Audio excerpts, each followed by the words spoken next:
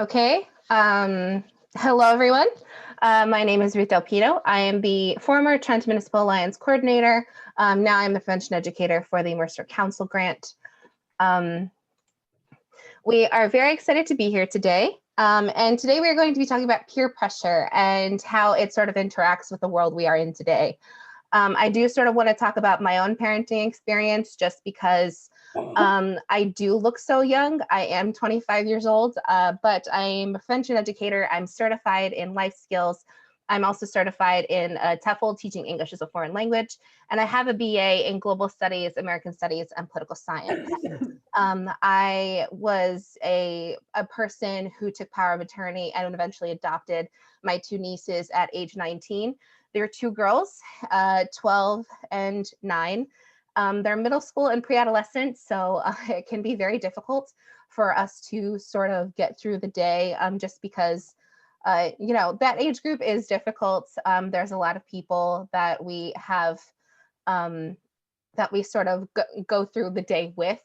But in general, I am 25 years old, raising two girls with my will and sometimes grit, just because raising girls, even though they have a perception to be very feminine, they play soccer, they get nitty gritty. So, but I am blessed to have them in my life, and I am blessed that they inform what I do today. So there's that. So I do want to ask if anybody in the chat does want to share. What is something that you think adds to the peer pressure for today's youth?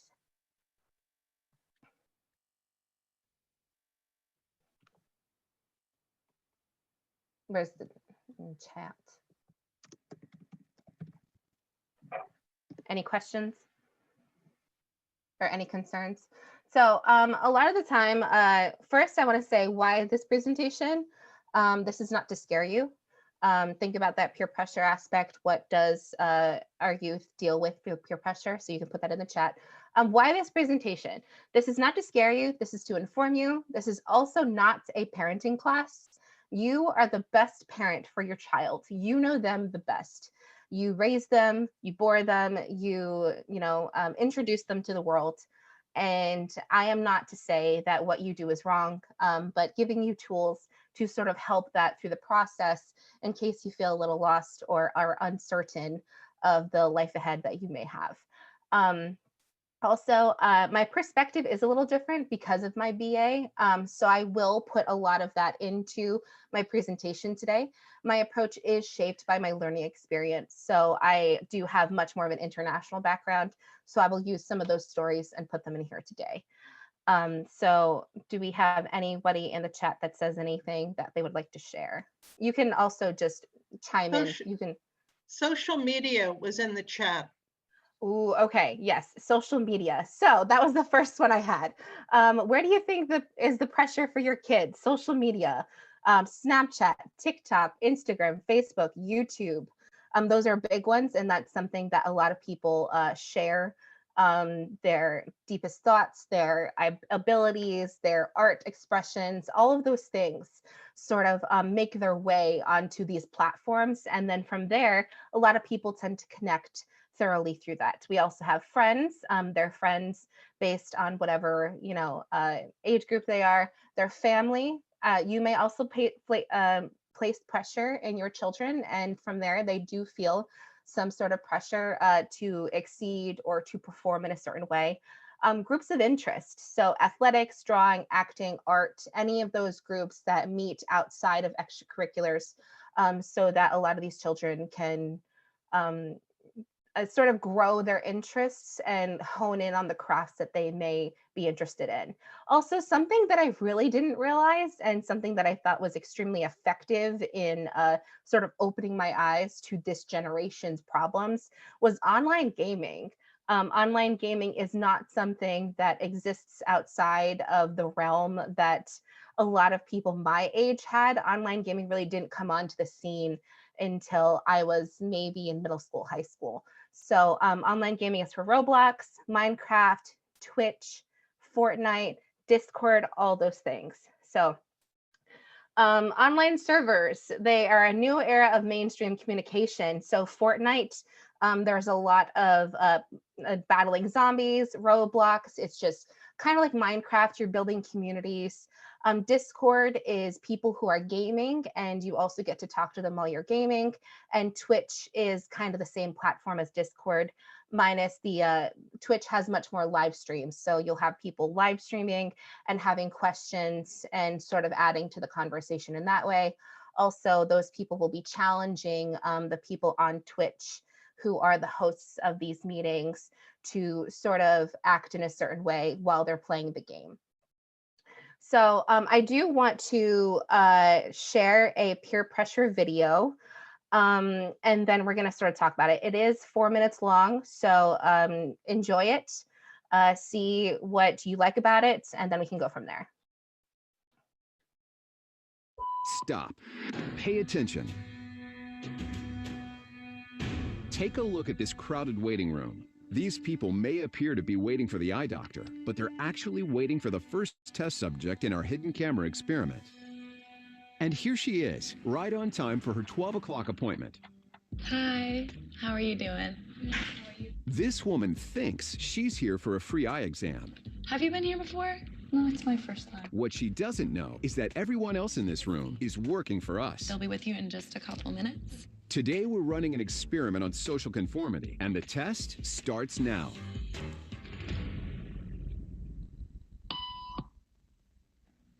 Did you hear that? These people sure did.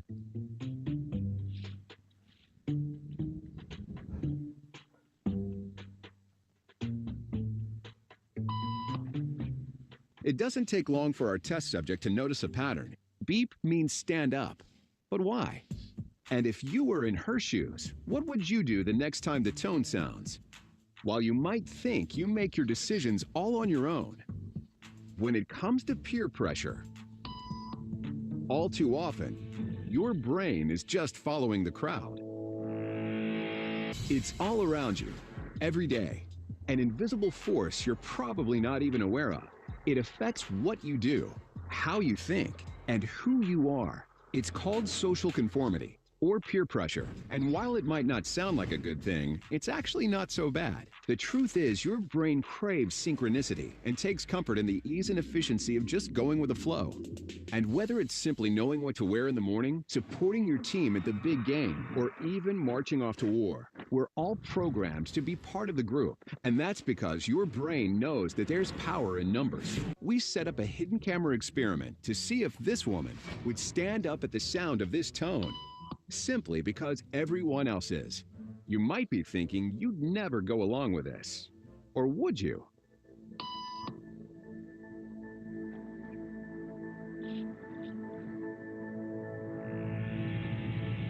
After just 3 beeps, and without knowing why she's doing it, this woman is now conforming perfectly to the group. But what happens if we take the group away? Elaine, please.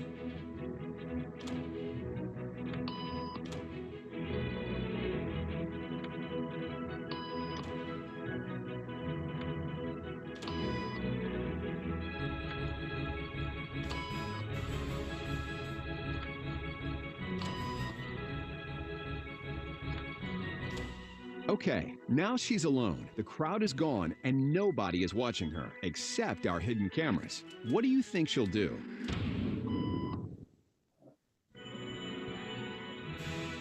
She's now conforming to the rules of the group without them even being there.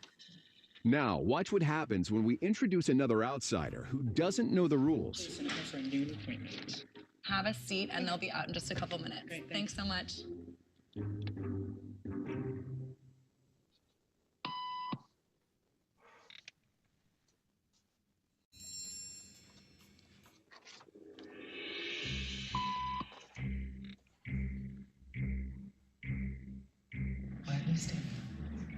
Everybody was doing, so I thought I was supposed to. Think she'll teach the new guy what to do?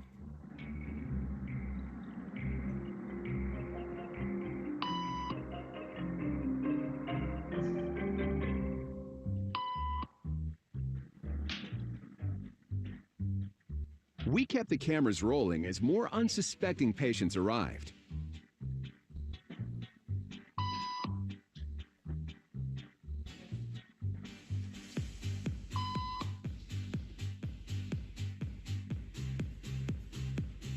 And slowly but surely, what began as a random rule for this woman has now become the social norm for everyone in this waiting room.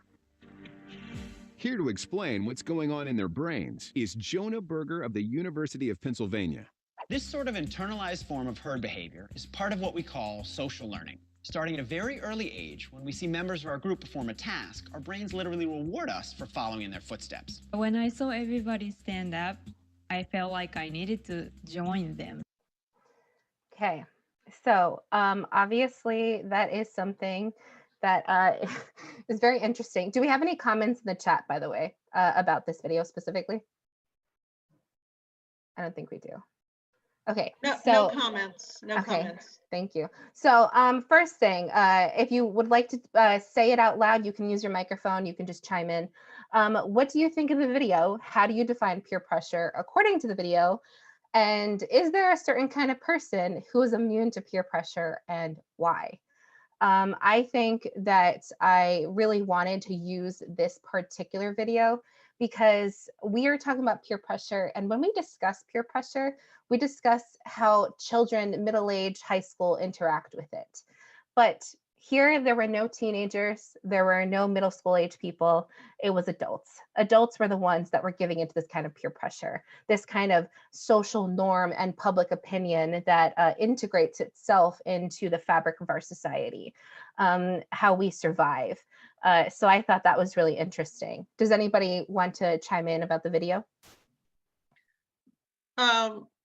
There was a comment here, lack of self-esteem, question mark. Very That, possible. maybe why people, yeah. Yeah, it's very possible. So lack of self-esteem can be definitely part of it. I think that I will discuss this later. I will discuss this later on, but to sort of give a preview, it's that inner wealth that we must build in people.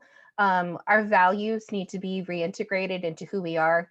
A lot of our adulthood, because of the way that peer pressure works, can sometimes have a much more negative effect. So our adulthood is basically us unlearning a lot of what we had been taught when we were younger, following the crowd, wanting to say yes to things to fit in, things like that. So that's why it can be so difficult for us to look at children and be like, why are you giving into this peer pressure? When in reality, some of us were the same way. And some of us still do give into peer pressure, regardless if it's good or bad. And I think that's the message that we wanted to portray here. And also, there isn't necessarily a certain kind of person who is immune to peer pressure. And I think it can be sort of what it is. Humans are wired to survive. We survive under circumstances of herds. We survived in circumstances when we were cavemen, being together and having communication and understanding those concepts. So it's something that's wired into our DNA. It's wired into the way our brain works. And our brain is wired to make those connections so that we can further our existence and further survive. And now when you put all these complicated aspects of alcohol, drugs, gaming, YouTube, social media in general, it makes it a much more complicated world for children and young people to navigate. So there are many different types of peer pressure, but I did want to talk about two. But before we get to that, there was a study that was done, and I want to talk about the study very quickly. It was done by a college grad course. They observed 30 students and who were middle-aged, and the graph just sort of talks about their responses. So the graph says, and the way that they reiterated these responses, they put it in this format. 10% did something to be popular. They have done something to be involved in the popular group somehow. Less than 50% did something to impress someone. Now, impress someone doesn't necessarily mean that they did it to be popular, but maybe there's someone that they like. Maybe there's someone that they perceive as really cool. Maybe there is also someone that they just want acceptance from. So for example, students can also be part of that process where they are talking to a teacher and they do something to impress the teacher. For example, I used to read a lot of scholarly articles and share them with my teacher before class. One, because I wanted to impress her, but two, I also just really wanted a good grade. So it sort of reiterates the response that yes, you are doing it to impress someone, but that doesn't mean that you're doing it to conform to a group necessarily. There were people who less than 40% of these participants did something to fit into a group. And fitting into a group can mean a lot of things. We sort of discussed that a few slides back, where there were groups of interest, there were clubs, there were activities, there were family, there was friends, all of those things. Anything that is with two or more people can kind of just be considered a group. So when you have that, it doesn't necessarily mean that they give into peer pressure. It just means that they wanted to be accepted.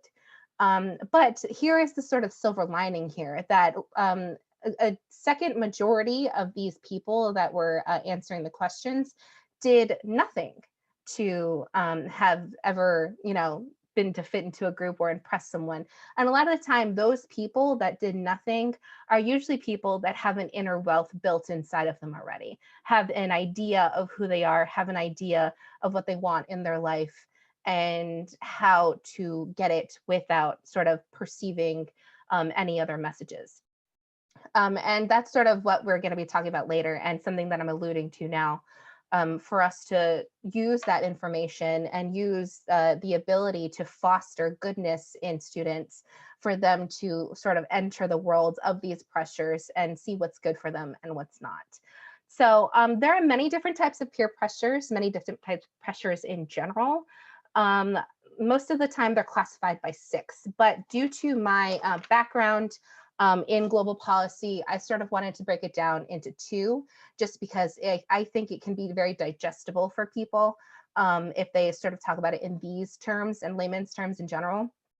So I'm saying that it can be classified into 2 different categories. And the first one is soft power, which can be used as influence, and the hard power can be used as force. So we're going to sort of talk about that.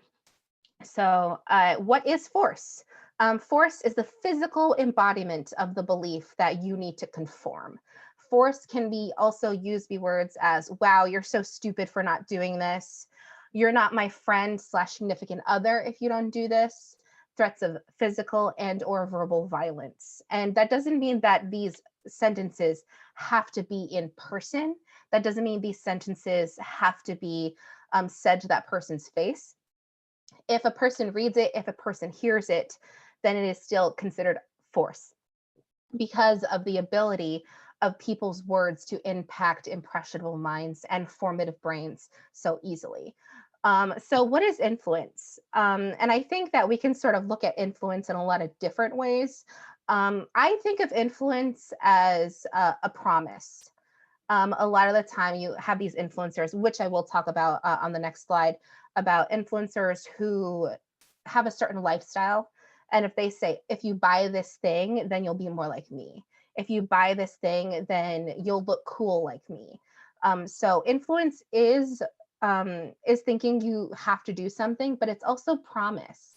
And in its own right, it can be harder. It can be more difficult to say no to influence, because it's something that's incited inside of someone. It's something that's able-bodied. It's someone's decision in their own brain, regardless of whether or not they've been influenced, for them to say yes. So influence is also action through example. Your friends, peers, parents drinking irresponsibly in front of you can give permission to some of these unhealthy behaviors. And that doesn't mean that the parent who is drinking 5 glasses of wine before bed is saying, be like me. But if it is someone who in their formative years is someone they think is important to them, it can be very difficult for them to backtrack on questioning those examples. Your friends possibly also saying, come on, it's fine, nobody will find out. That doesn't mean they're saying do it, but they are giving them permission to do it. They're giving them ability to do it. They're giving them an inspiration for them to want to do something like this. So I have a small video, which is about hard, soft, and smart power, but we're only going to be talking about hard and soft power here. And this is from the global politics perspective. All right, so let's take a look at the three types of power as outlined by Joseph Nye. So we have hard power, which is really characterized by really hard-nosed things that countries can do to disrupt other countries. And that is maybe military intervention or the threat of it. Or you could have economic sanctions where countries refuse to trade with each other, such as the case with the United States and Iran. On the other side of the spectrum, we have soft power. And that really is sort of the cultural influence that countries have over other countries, such as television and ads and products that are coming from the United States and influencing the eastern side of things. Also, some outreach, maybe having different sporting exchanges, those kinds of things between countries. In the middle is... Okay, so a very quick video for that. And I do want to reiterate that hard power and soft power do really embody these two different types of peer pressures, because global politics in its own right is just peer pressure. It's pressure from other countries to act in a certain way, to be a certain way, and to participate in certain acts of justice or injustice to further the community or the international arena. So when you have something like hard power, it's very easy to identify. Hard power is pretty absolute. It's saying, I'm going to hurt you if you don't do this. I'm going to take away something. I'm going to not do anything at all if you don't do this. So force is a threat. It's something that is very negative, very in your face, something that is very absolute, and for children to identify easily. So something that is very difficult for children is influence. And I do sort of want to talk about from my global politics perspective, because while I was in Korea, I sort of saw the birthing of K-pop. I don't know how many people here know K-pop and BTS, but I promise you, you have heard their songs on the radio, especially if you've heard Dynamite, which is a really good song, but it's also something that is everywhere. And it's a group from a different country. So why does that matter to us so much? Why does it matter that BTS has made its way onto American radio? Well, here are a couple of things. When you have K-pop on the radio, you are sort of able to listen to it, be intrigued by it, kind of want to learn the culture of the people singing it. And then from there, it gets you interested in things South Korean. And when you're in this South Korean bubble, you sort of branch into these abilities of what South Koreans are able to do, what their technology is like, what their economy is like, who are their trading partners. So it opens a door when you have this one instance of listening to a song. It opens up a door to a different culture. It opens up a door to a different ability and different sorts of beliefs that we may hold in our day-to-day life. So sort of using that as an example, I do want to talk about social media and its influence. So TikTok, Instagram, Facebook, etc. Are all social media platforms. Now, because I have a 12-year-old and a 9-year-old, they sort of tell me the do's and don'ts of social media and how they're able to sort of integrate the jargon of social media into their day-to-day life, and that's how they interact. So if people aren't up to date on the latest TikToks, if people aren't up to date on the latest YouTube influencers, not necessarily Facebook. I think Facebook is sort of waning for the older generation to use, but Instagram, TikTok, all of those sorts of social media influences I talked about before do talk about the do's and don'ts. They can start as trends and can be harmless, but there are trends that can be harmful. For example, TikTok was part of the resurgence of Juul. It was part of the resurgence of vaping in general, because a lot of these TikToks were started while people were vaping to music and making pretty shapes with the vapor and the smoke. So, and you can sort of see people saying, all right, if they're cool and they're making these shapes and interesting parts with the music and the jewel, then everyone I see is doing this thing and I want to be included too.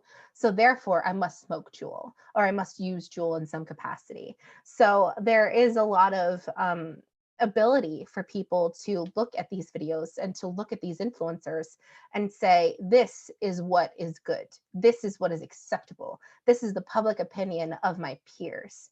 And it can be really, it can exacerbate a lot of the prospects of being a young adult. So most of these social media sites are what we referred to earlier as soft power. They're permission through example, and it usually comes with the promise of being cool, the promise of being accepted, the promise of being in the know, of knowing these sorts of things. But there's on the flip side where you're on social media and you can connect with people who you may not have met otherwise. It's the small stuff influencers, it's the suggestions, the people who are looked up to. And I always tell my nieces, get better idols. Look at the idols that you're looking at and really look at their platform. Are they just there to have fun? Are they there to teach you values? Are they there to teach a certain lifestyle? If you accept these lifestyles, what kind of life will you live later on? What kind of life do you want to live right now? So it's not necessarily bad. It's a pretty neutral aspect of social media world. But because you do have these influencers, a lot of people do identify with these cultural aspects of these people. So I did want to go to the influencer website really quickly, just to let you know that these are the people that children, middle-aged children, are looking at. These are the people that people sort of see as the people to look at. So these are Charlie, I don't know how to say her name exactly, Charlie D'Amelio. You have Addison, you have Zach King. All these people are TikTok influencers. They're people that make money. They're people that are rich. They're people that live lives differently than the average person their age. And they make a lot of money doing what they do. So I think that's also the appeal there. That's the economic promise. If you're like a TikTok influencer, then therefore you can be like me and you can do XYZ. So when you have these influencers, these children covet these people. They hold them to a higher standard. And because they hold them to a higher standard, they are able to sort of use them as a thing to throw back in their parents' face. And they say, well, this person has a Lamborghini or this person has XYZ. So they use that as an example. I do have a video about how Oreos just sort of play into peer pressure. I won't be playing it just because the person who is involved in this is someone who is very religious. So I sort of want to take aspects out of it though. So I will be sharing this presentation. So if you want to look at the YouTube link, you totally can. But I do want to sort of explain how Oreos are like peer pressure. And in a way, I use these videos to share them with my own nieces. So they're sort of like my trial run for a lot of the things that I do with children in my day-to-day life as a prevention educator. Oreos are a lot like peer pressure because if you see someone with an Oreo, do you want one too? If you see someone eating an Oreo, do you also want to eat one? If you see someone eating an Oreo with milk, if you see someone using an Oreo to build a tower so that they could eat it all at once, do you want to do those types of things too? So Oreos aren't necessarily inherently bad. Maybe they're not good for you, but they're not necessarily bad. They're technically neutral. So you have to make room for the Oreos. You have to make room for the XYZ. Oreos aren't stable. They aren't what you need, but they are what you want. So if it's something you want, how many of them can you have? If it's something you need, then why do you need Oreos versus something healthier or a healthier alternative to Oreos? So it sort of brings into question the abilities of people to look at foods and their own sort of process and source of peer pressure, and to question why they need these things, why they covet these things.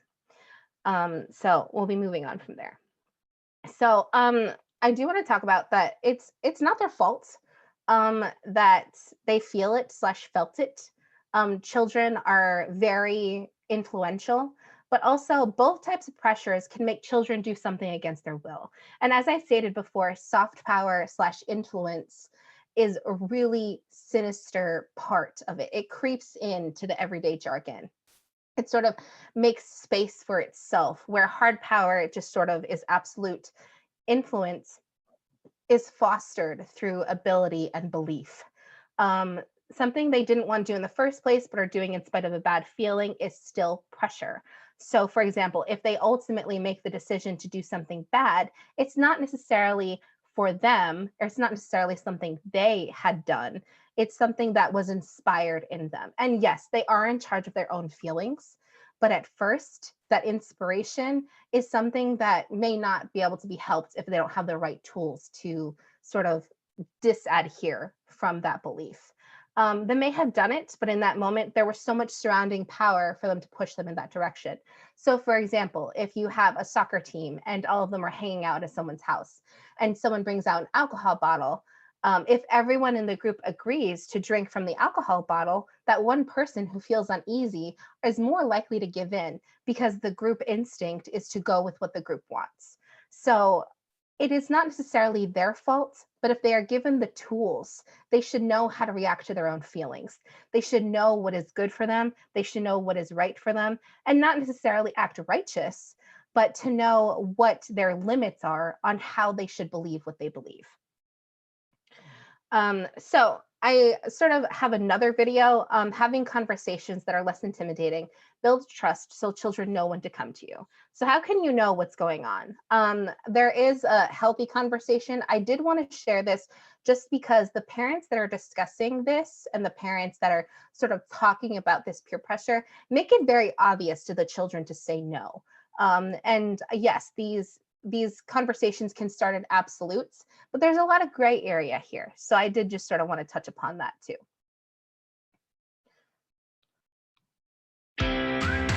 Talking to kids about the facts has changed. Okay, so we're gonna do like friends peer group or something. Hi, Mo.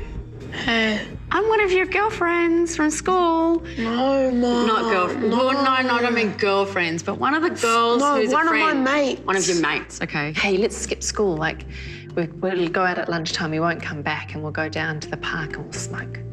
I've got some smokes, so you can come down with me. It'd be really cool. All the cool kids are gonna go. Hey, Brad, this is really nice. This is really cool. You know, this is ice, you know? Ice? Say, what? Okay, here I am. Mo, do you want a beer? so at that instance, what is your initial, because you know, sometimes it's very, you're being confronted, you are into that situation already. And that's the pressure, like, you have to decide. No thanks, it's okay, I don't drink beer. That's fantastic. Okay, so yes, we do have those types of videos and that type of conversation to occur. But that doesn't necessarily mean that those conversations are going to go that way. And I did want to share it for the purpose of a story and a conversation I did have with my nieces about the other night, because I was sort of using them as a sounding board to see what is relevant to their generation and what isn't. So I did an example where plants, you have two types of plants. One's a tomato plant, one's a durian plant. I don't know if anyone here knows what durian is, but it is considered the stinkiest fruit in the entire world. When I was living in Thailand for a year, that was the thing that sort of I evaded from quite often because of the way that I had such an adverse reaction to the smells of that fruit. So I basically said, you have one tomato fruit or one tomato plant, one durian plant. You only have a finite amount of water. You only have a certain amount of water. Which plant do you water first? Which plant do you water the most? Which plant do you water at all? So I sort of said, The tomato is good for you because it can be something that you can do later on. It's something that you can use, you can eat, you can keep having the seeds and keep growing them. With durian, it's a very stinky fruit. It's something that is, you know, you open it up and everyone just sort of vacates the room. So which one is better for you? Which one doesn't stink up your house? Which one doesn't, you know, hurt you, hurt your nose, hurt your sort of adverse reactions, right? So of course it's easy to put things that way. Of course it's easy to say the tomato plant is the obvious choice. It doesn't stink, it doesn't hurt you, it's not that bad for you, it's very good for you, you can keep using it, things like that. So obviously you would water that plant in this scenario. But what a lot of people don't know is that, I mean, and what a lot of people sort of don't put their sort of complications in with these conversations is that these conversations are a sliding scale. Durian is actually very good for you. It's very high in vitamin C. So obviously you say, all right, it stinks, but it's really good in vitamin C. It's really actually very good for you in general and your body. So these sorts of conversations, when you are thinking of examples and you are thinking of things to say, oh, this person's going to hold your hand and they're going to say, you must drink, or you must do this, or hey, it's cool, just do it. Like those conversations don't happen that organically. It's not, that's not usually the way that it happened. And I did want to share that video to reiterate that point, that absolutism is probably good for your kids at first to really identify what's good and what's bad, but that absolutism can sometimes hurt them later because they don't understand the sliding scales of what peer pressure is. So you really need to sort of balance the conversation of your friends might actually be the ones to pressure you. Your family might be the ones to actually pressure you. There are aspects of that that are sliding scale and that can hurt more than it can help if you stay in the absolutism. So how do we deal with peer pressure? I would hopefully like people to put their thoughts in the chat and their thoughts in what they like so far.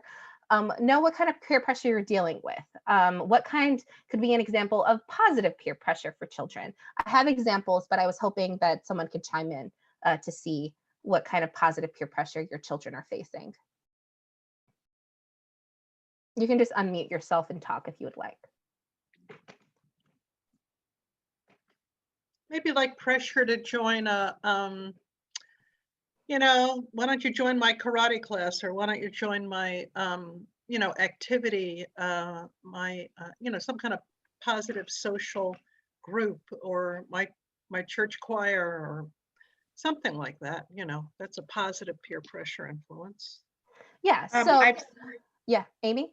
I've seen with my own kids study groups, and having one in her core group of friends, a couple of the girls struggling, organizing a study group, and they've come to our house to help them with their studying and get them involved a little bit more with their academics.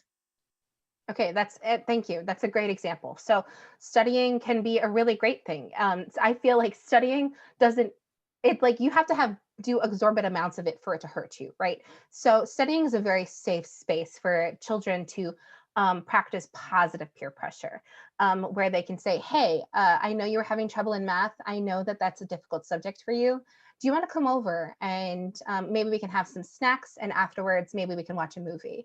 So it's just sort of the ability for children to interact in a positive way, but also to interact with peer pressure that isn't connotated as negative. It's not something that's framed in a way that's supposed to hurt them. Very good. So what is a negative peer pressure for children? I mean, there are so many examples, but I mean, maybe if you can think of one that's not necessarily conventional, if anyone would like to share.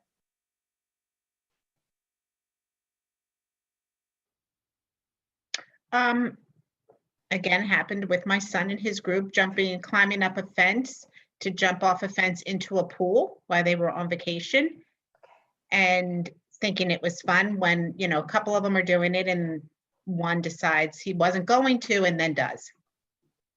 And then they fell off the fence. Forgot the main part was the one who decided to do it slipped because it was wet and fell into the bushes. That was my son. Okay. So that is something that is obviously, that's kind of like an absolute negative peer pressure, right? Where they think it's fun. And I mean, it could be something that's also sliding scale where they say, hey, it's going to be something we do together. It's going to be fun. Let's just do it. Like, we're excited. It's, you know, there's the sort of like adrenaline rush that happens with it. So that adrenaline can, you know, sort of negate any of the reasonable parts of a child's brain, right? So the negative peer pressure does exist there. Yes, you are correct. And there can be examples of both existing at the same time. Like I said before, with studying, it takes an exorbitant amount of studying for it to be negative, but it does exist. And for negative peer pressure, let's say, for example, that adrenaline rush that, you know, you can go hopping on fences, you can also just go to an amusement park. You know, there's sort of a place for these things. Like, adrenaline's not bad. Most of these things are pretty neutral in their own nature. It's how humans interact with these parts of their negativity. So I do have a section here, but I'm going to be touching that on my next parenting program dealing with parents. So something really special about Gen Zs, and this is the population that we are talking about, I did find something called the Social Trends of 2020 report. And this is used for people who are marketing to Gen Zers. There is some good news here. They are perceptible, perceptible to marketing, but they question a lot more because this is the age of discretion. This is the age of questioning things. This is the age of looking at things and sort of breaking them apart, because Gen Zs have so much access to information that when they know this information, they are able to counter someone that claims what is the truth. So they trust what the social trends also found is they trust their family and friends over anything else. And because we sort of see this drawback of this lot of information in the world, that the friends and family they find solace in that. They find comfort. They find a stability in their friends and family. So they trust them above all else. And also they put their money where their values are, which is more something for marketing, but also for us in the prevention education world to know that if they really value something, they're going to spend money on it, which means they're going to take action on the things they value, which can be good and bad, but that's good information to know. They also love TikTok, which is a lot of influence of quotes and culture comes from. The jargon of today sort of exists around TikToks. And they also embrace the second screen lifestyle, meaning they use one device while they're also watching TV or while they're also on the computer. I do find myself doing this sometimes just because I am looking at emails at night while I am watching TV with my family. But yes, Gen Zers they have a propriety for it. They sort of engineered this second screen lifestyle. And I do want to say, you know, like how to become a healthy free thinker, you know, what's something that your children or you can cultivate in your children to do so that you can be the resource that you really want to be. Your children should know their allies first. Who are their friends? Who are the people that are going to hurt them? Who are the people that they can make friends with? What are their potential? What's the potential here? Your children should have genuine friendships and relationships where people accept their no and their yes. So, for example, if you have a kid or a child who doesn't like olives for some reason, just doesn't like them. I don't like olives. I just think they're salty grapes, but that's just me. So olives in general, if they say no to them, then children should just accept that that's a no. I don't want the olives. No, thank you. And if they do want the olives, they say yes. So if they have children around them and people around them that say, okay, I accept your answer, that's fine with me, then they're more likely to sort of build their inner wealth on their own. They're able to foster a lot of those self-advocation feelings when things that are tough and are exceedingly adverse become something that's more everyday than it wasn't. They can use that inner wealth to say no to those things. They can use that inner wealth to know when an opportunity is good for them as well. So they need to have practice. They need to have small practice when they're a child to say yes and no, the ability to know what's good for them and what's not, And slowly over time, they're able to use those experiences to sort of face the world with these adverse expectations and reactions. I do want to talk about, because I am an international mind, I ended up meeting someone who was from South Korea, who was actually a North Korean defector. I actually did a trip to the DMZ zone, and it was very exciting, but it was also something that I wanted to learn from. And it does come back to this idea where she was North Korean, and the South Korean constitution, North Koreans are able to be South Korean citizens. As soon as they come in through North Korea, they are South Korean citizens because that's what's in the constitution. So they're already legally, and with this litigiousness, are able to be part of that society already. Now, does that mean they are actually part of that society? Not necessarily. So what she had stated to me, and what I had learned from, and what I didn't really realize, was that she, as a North Korean defector, was discriminated against by people who looked exactly like her. And that, she said, was harder than going to other places and being discriminated against with people that didn't look like her at all. So when you have someone that looks like you, for example, your family, for example, your friends, when they discriminate against you and when they decide to not validate your feelings, that takes a harder hit inside a child than it does to be with someone who they don't know that says something mean about them. And so for the reality that you must accept your children for who they are, regardless of what they have become or what they are going to become, there has to be an absolute acceptance that they are who they are and that's it. And you will have to accept them for that. And hopefully give them the tools to navigate the adverse reactions that they may have due to struggles later in life. And because of that North Korean experience that I had with this defector, I sort of realized that she had to find out who she was. And I have this quote by Dolly Parton that I use all the time because she is a queen. And she is wonderful and, very well thought out in her own right. And she says, find out who you are and do it on purpose. And for a lot of it, children should find out who they are, and they should do it on purpose. They should do everything with purpose. And children and parents have that relationship where parents and their legal guardians can help them realize these sorts of things. And I do say a lot that you should encourage them to find out more about themselves every day and learn about others too. Surprise yourself and be surprised by others in positive ways. So regardless of who person is, what they are, what they do, you can still learn something from them. And I think that's a message we can all get behind. Sort of the last thing that I have here for the questions that may come up. How do I know I did my job? And I think the real question is, how will you ever know if your children are trustworthy if they are never trusted? So I suggest starting out with smaller things first and making it easier for them to approach you about bigger things. So some examples for the smaller things could be, hey, mom, can I go out to the park with my friends? Say, okay, that's fine. Be back in 2 hours. And if they're not back in 2 hours, then that's a conversation that needs to be had. But if they're given time limits, if they're given hard limits, children like rules. They know what to, they like to know what to expect. And I think also that you are giving them a small test.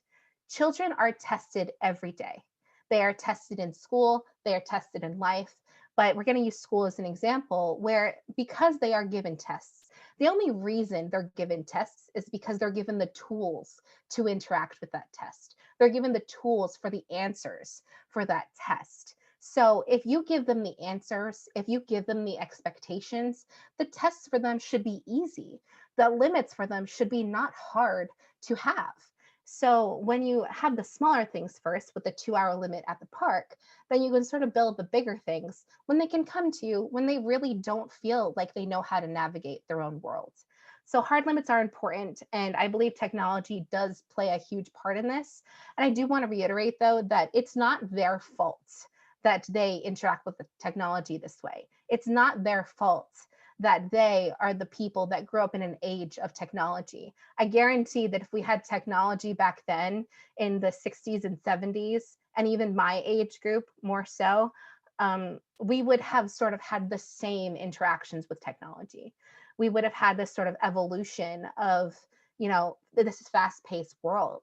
So it's not necessarily their fault, but because technology is so neutral and it has the potential to be so bad for them, I would suggest just hard limits on saying, all right, you don't get your cell phone at night and you can only have a couple hours on the computer a day, or XYZ, whatever works for your child. So I think those are just small things that we can do to sort of help mitigate some of those harder processes that children go through when facing that type of peer pressure. So I do have a small, like what the series will look like. We have drug trends in times of COVID-19 lockdown that will be happening November 19th for family and peer pressure to see what that interaction is like. Second is we will have Thanksgiving in between. So what to do with your kids when your kids are in charge. What sort of conversations can you have around that? That will be happening December 3rd. And for December 10th, how to build inner wealth using the life skills approach and what we teach our kids in life skills happening December 10th. So thank you for being here. I appreciate your time. I am excited that we are so open to these ideas, and thank you. And I hope to see you next week for our next presentation. Thank you.